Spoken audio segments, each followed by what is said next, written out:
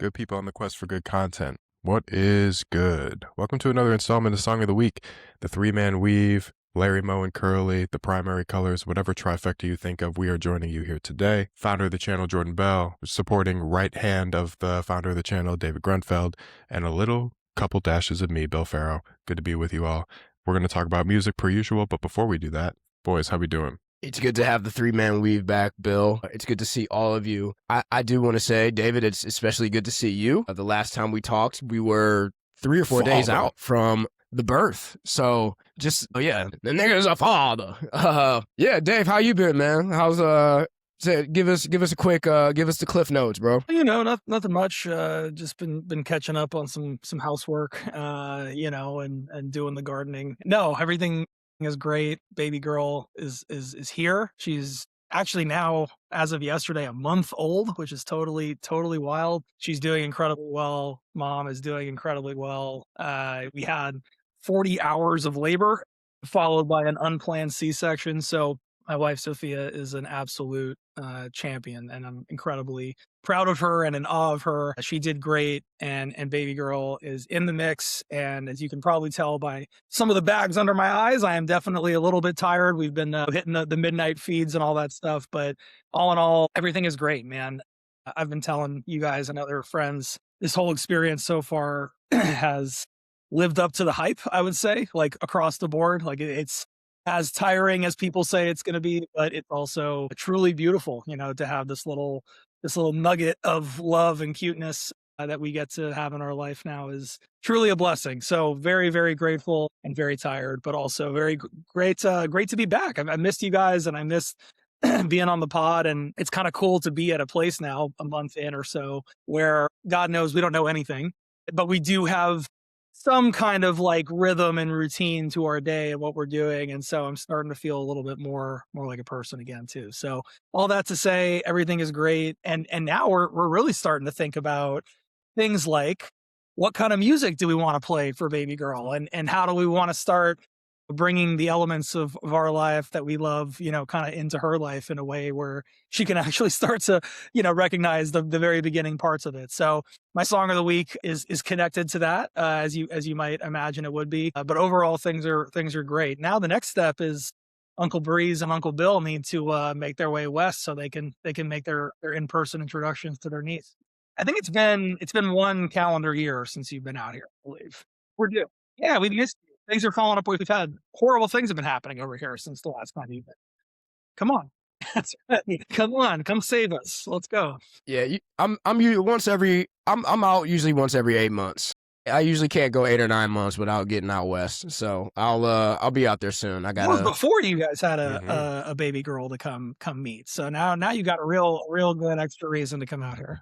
No, I'll be out that way soon. So let's hop right into it. You talked about music that you doing so far, talking about music that you want to introduce to the baby's life. What music are you listening to these days, bro? Yeah, I'll segue right into my song of the week because that's directly tied to my answer. So she's very little, still only a few weeks old, not speaking just yet, not following along to lyric videos just yet. But my wife and I have been, kind of thinking like, where do we want to start? What is like the foundational point that we think would be a fun, great place to bring some energy into the house. And the first thing we started with was a playlist that I made for her when we started dating, which is a very eclectic mix of all different types of music. There's some hip hop, there's, indie rock, there's classic rock, there's funk music. There's really a lot of different stuff on there.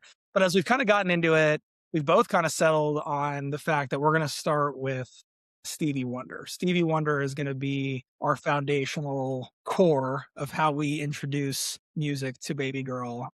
That's because Stevie is the best, if not the best, certainly one of the best musicians of all time to ever do it. Core in the time frame, I think that like a lot of like the music that was created and also kind of like the templates and things that led to the music that we all grew up loving kind of started. He's so foundational to that effort. And yeah, just a great place to start. With that, my song of the week, I'm going to overthink this one. My song of the week is going to be Isn't She Lovely by Stevie Wonder because it's one of the best songs ever made. It's a song that he wrote about the birth of his baby daughter. I've listened to that song many, many times already myself as I've been lovingly staring into my baby daughter's eyes. And it's just an example of one of those things that has always been meaningful to me. But now being a father myself, it just takes on a whole new wave of meaning, and the music, the words, the energy behind that song, the horns that kind of drive everything. It's just joy. It's just like pure joy in music form. And it's makes me emotional like listening to it now because it's such a beautiful song. So Stevie is going to be foundational to my daughter's musical journey, and just like he's been to mine. And so to my first song of the week back as a father here on the channel, I'm going with Isn't She Lovely by the one and only, the greatest Stevie Wonder. Chills, bro. I got chills. That is a great pick for song of the week. I have professed my love for Stevie Wonder multiple times on this podcast and his music and his artistry. And that is top 5 Stevie Wonder song for sure. Bill and I are not fathers, so this song does not take on the same meaning for us, but it's also just a wonderful song. And you can't go wrong with that, man. Great pick. And again, congratulations to you and the wife. Thank you. Yeah, it's a good one. Yeah, it takes on new meaning as a father and all that, but to your point, it's just such a beautiful, amazing song. And yeah, Stevie, man, there's nobody like Stevie, when he's really at his best. So yeah, appreciate it. What about you guys? What are we getting into?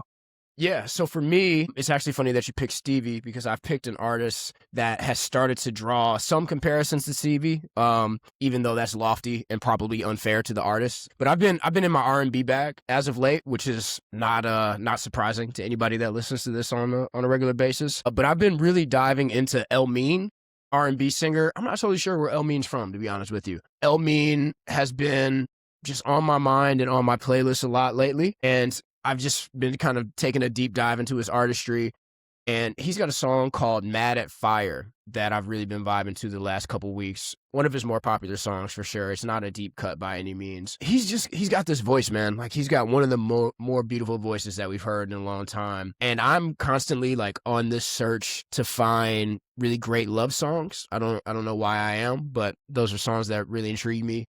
Going back to some of our Stevie Wonder conversations, like I believe that As by Stevie Wonder is the best love song ever written. And so Elmiene has this song Mad at Fire that I've spent a lot of time with in the last week or two, and I spent a lot of times with the lyrics. And I could be wrong, but what the song means to me is it's a plea to a loved one to kind of meet him where he's at on his journey throughout life. We're all just a work in progress, and romantic relationships are complicated, and you're trying to be the best version of yourself for somebody else while also working on yourself throughout the process. And you need, like, probably the most important thing that you need from your partner is grace, right? Like grace and understanding, like, look, I'm not perfect. I'm human. I'm still dealing with things. The chorus asks, would you be mad at fire when you know it'll burn away? Would you be mad at water for flowing endlessly? And again, to me, this is just his plea to be given the space to be who he is in the moment and not be judged by his imperfections. So really pretty song.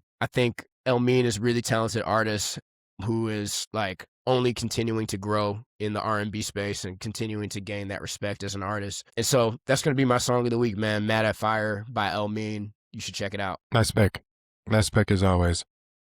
I love it. Never heard of that artist, actually. So now I have a little bit of homework to do. I'm very curious. Cool title, though. That's a well-introduced topic. If you were never to, it's like summarize your sound in one sentence or try to build intrigue on an album in a couple words, that would be a song I click immediately. Like, I wonder what that even means. Nice find, Jordan. Yeah. Thank you, sir. And strong anytime, even if it's preemptive. If you're being compared to Stevie and the sound of Stevie and that type of skill set, you're on the right track, I would say. You're probably doing something right, because that's, like you said, lofty, but also and something I'd check out as well. And one of my favorite parts of Song of the Week is finding and hearing new music from you guys and going to check it out. So yeah, great pick, Jordan. I guess I'll bring us home here. Sticking with the Stevie Wonder theme, my song of the week is Slum Village. By Slum Village. Yes Yes remix. Has nothing to do with Stevie, but I'm feeling all these connections and I didn't want to be left out. What I love about this song from 2014, obviously it's the remix to Yes Yes, one of Slum Village's most iconic songs in their discography. But what I love about this particular cut is just how free-flowing, loose, relaxed, and casual the entirety of the song feels. You've got JD on this hook. It feels like all of them, JD, Illa J, Young, RJ, are just freestyling together, and they just happen to have mics in front of them. You've got this kind of slack-jawed, lackadaisical, yet focused delivery coming from all three verses. You've got JD on the hook, just kind of like bridging the song perfectly with this really casual idea of she wants to be on my shit, your girl just wants to ride my dick. Just sounds like you were around lunch tables or in a really casual setting where nobody else is listening and you're just cutting up having fun. They're not necessarily rapping about anything except how much game they all have, which is like a core tenet of hip-hop anyway. You know, just big up in yourself and leaning into your own individuality and confidence. But man, that song instantly puts me in a good mood and makes me want to like get my own cipher going and just freestyle casually with no stakes.